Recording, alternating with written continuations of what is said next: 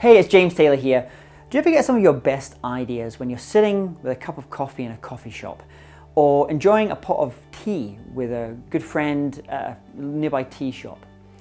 Why is it that coffee shops, tea shops, they have this almost mythical status in creativity? They're places where people go to think about their creative ideas, but also places to go to discuss their creative ideas. Now, back in 1900s Vienna, if you wanted to access the best and brightest minds of that era, all it would cost you was the price of a cup of coffee. Because on any one day in somewhere like the Central Cafe, one of 600 coffee shops in Vienna at that point, you might see Freud in one corner, you might see Wittgenstein, another, Mahler in another, Stalin over there, Trotsky over there.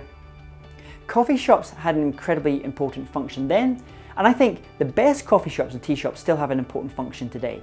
They're what we call a third place in creativity. They're not your home, but they're also not your work. They're a place you go to discover new ideas, but also to debate and discuss other people's ideas as well. Now, one of the reasons that coffee shops, tea shops are so important in the creative process is that they allow us to get some kind of level of feedback on our own ideas, to be able to get reflection on our own ideas. You know, every Batman needs a Robin.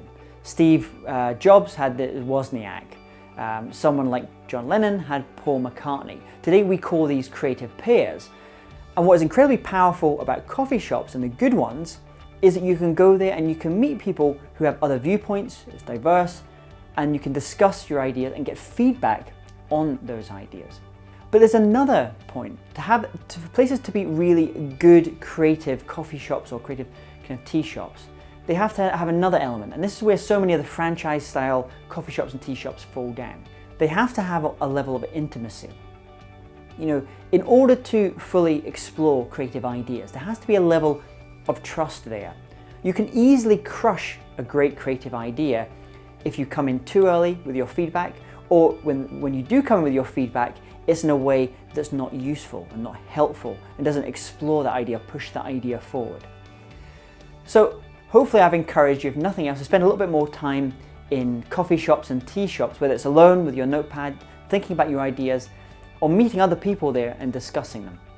You know, there's a great app called COFFITIVITY, which I actually have in my home office as well, and it allows you to play the noise of coffee shops. So even if you're not in coffee shops, you can still get that kind of coffee shop vibe as well.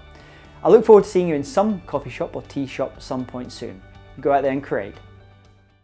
Hi, it's James here. Did you enjoy that episode? If so, there's two things that we can do to continue the journey together. Firstly, I would love if you to subscribe, give us 5 stars and leave a comment. Secondly, if you go to jamestaylor.me and enter your name and email address, I'm going to send you some free goodies all around creativity and innovation. Look forward to continuing the journey together.